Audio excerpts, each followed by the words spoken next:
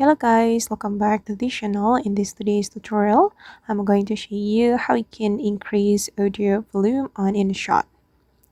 Okay, let's get into it guys. First of all, I'm going to open up my InShot application on my mobile phone and I'm going to create new project on InShot.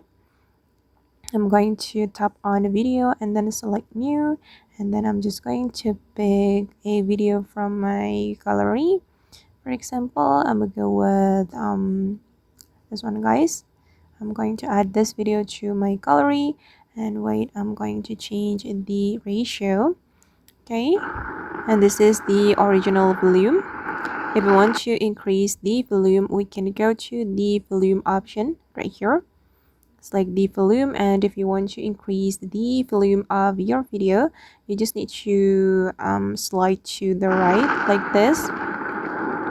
And as you can see that we will be able to volume up the audio until 200%.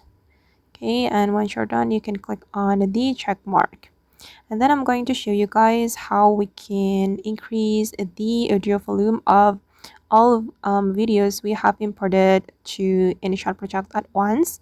So I'm going to add multiple videos to my project. I'm going to add this one, and I'm going to add one more video. Wait, I'm gonna go with this one.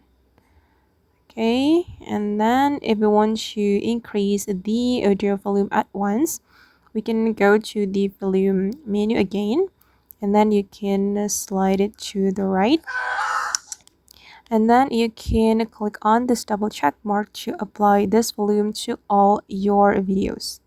I'm going to click on the check mark, and we can click on volume, apply to all.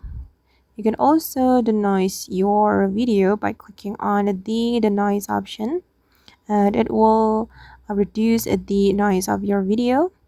And just click on the double check mark and select this apply to all.